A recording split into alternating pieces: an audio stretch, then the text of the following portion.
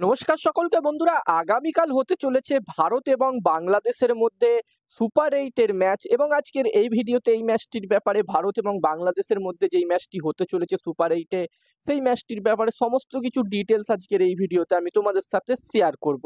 এই ম্যাচটিতে ভারতীয় টিমের প্লেইং 11 কেমন হতে পারে, বাংলাদেশ টিমের প্লেইং 11 কেমন হতে পারে, এছাড়াও এই ম্যাচটির সমস্ত কিছু ডিটেইলস, এই ম্যাচটির জন্য পিচ কেমন থাকবে, সমস্ত ডিটেলস আজকের এই ভিডিওতে তোমরা পেয়ে যাবে। তোমাদেরকে বলবো তোমরা ভিডিওটাকে স্কিপ করো না, পুরো ভিডিওটা তোমরা দেখো। আর ভিডিওটা ভালো লাগলে অবশ্যই একটা লাইক করো। আর বন্ধুরা, যেখানে ভারতীয় টিম এবং বাংলাদেশ টিম অলরেডি সুপার 8 এ একটি একটি করে ম্যাচ খেলে নিয়েছে, যেখানে ভারতীয় টিম সুপার 8 এ তাদের প্রথম ম্যাচটিতে আফগানিস্তান টিমকে ৪৭ রানের ব্যবধানে হারিয়েছে। যেখানে বন্ধুরা গতকাল আমরা দেখলাম ভারত এবং আফগানিস্তান টিমের মধ্যে ম্যাচ হলো, যেখানে ভারতীয় টিম প্রথমে টসে জিতে ব্যাটিং করার সিদ্ধান্ত নেয় এবং তারা ১৮১ রান করে। ভারতের হয়ে সূর্যা কুমার যাদব দুর্দান্ত ব্যাটিং করে। এছাড়াও শেষের দিকে হার্দিক পান্ডিয়াও ভালো ব্যাটিং করে এবং তার ফলেই ভারতীয় টিম এই ম্যাচটিতে ১৮০+ স্কোর করতে পারে।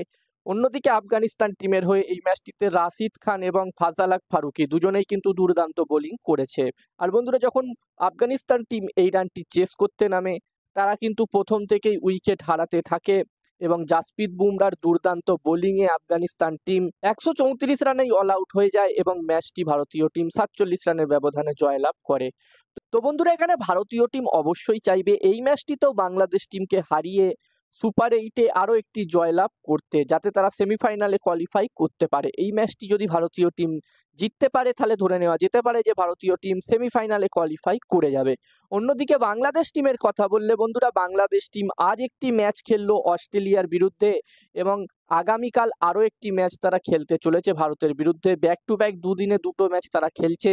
আর বন্ধুরা, আজকের ম্যাচটির ব্যাপারে যদি আমি কথা বলি অস্ট্রেলিয়ার বিরুদ্ধে, তো এই ম্যাচটিতে বাংলাদেশ টিম মাত্র ১৪০ রান করে। প্রথমে ব্যাটিং করে বাংলাদেশের হয়ে এই ম্যাচটিতে সেরকম কেউই ভালো ব্যাটিং করতে পারেনি এবং তার ফলে তারা মাত্র ১৪০ রানই করতে পারে।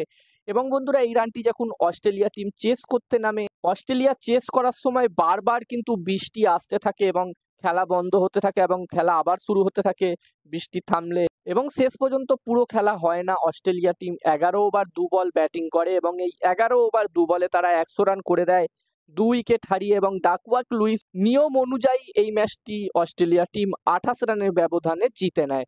তো এখানে বাংলাদেশ টিম তাদের প্রথম ম্যাচ হেরে এই ম্যাচটি খেলতে আসছে ভারতের বিরুদ্ধে।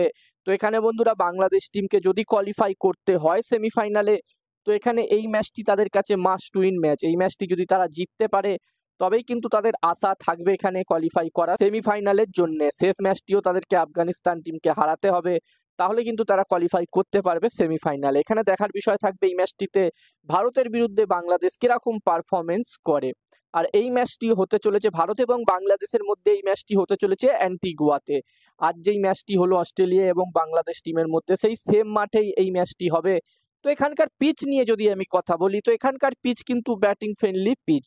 তোমরা দেখেছো এখানকার পিচে অস্ট্রেলিয়ার ব্যাটসম্যানরা কিন্তু দারুণভাবে ব্যাটিং করছিল। তো এখানে বন্ধুরা, প্রথম ইনিংসে যদি ১৮০ থেকে ১৯০+ স্কোর হয় তাহলে কিন্তু একটি খুবই ভালো টোটাল হবে। এই পিচ কিন্তু একদমই ব্যাটিং ফ্রেন্ডলি পিচ। আর এখানে তোমাদের কি মনে হচ্ছে এই ম্যাচটিতে কোন টিম জিততে পারে, বাংলাদেশ নাকি ভারত? অবশ্যই কমেন্ট করে কমেন্ট বক্সে তোমরা জানাতে পারো। আর এই ম্যাচটির জন্য ভারত এবং বাংলাদেশ টিমের প্লেইং 11 নিয়ে কথা বললে, তো এখানে সবার প্রথমে ভারতীয় টিমের প্লেইং 11 নিয়ে কথা বললে, এখানে বন্ধুরা ভারতীয় টিমের প্লেইং 11-এ কোনো চেঞ্জ হবে না। যেখানে বন্ধুরা আমরা দেখেছিলাম আফগানিস্তান টিমের বিরুদ্ধে ভারতীয় টিমে একটি চেঞ্জ হয়েছিল, মোহাম্মদ সিরাজকে বসিয়ে কুলদীপ যাদবকে সুযোগ দেওয়া হয়েছিল। আর বন্ধুরা, যতদূর মনে হচ্ছে বাংলাদেশ টিমের বিরুদ্ধেও আফগানিস্তান টিমের বিরুদ্ধে যেই প্লেইং 11 নিয়ে খেলেছে ভারতীয় দল, সেই সেম প্লেইং 11-ই থাকবে। অন্যদিকে বাংলাদেশ টিমের কথা বললে, প্লেইং 11-এর কথা বললে, যতদূর বন্ধুরা আমার মনে হচ্ছে বাংলাদেশ টিমও কিন্তু তাদের প্লেইং 11-এ কোনো চেঞ্জ করবে না, কোনো পরিবর্তন করবে না। এবার দেখার বিষয় থাকবে কি হয়। আর এখানে তোমাদের কি মনে হচ্ছে এই দুটি টিমের প্লেইং 11-এ, বিশেষ করে বাংলাদেশের প্লেইং 11-এ কোনো চেঞ্জ হতে পারে কিনা? অবশ্যই তোমরা তোমাদের মতামত কমেন্ট করে কমেন্ট বক্সে জানাতে পারো।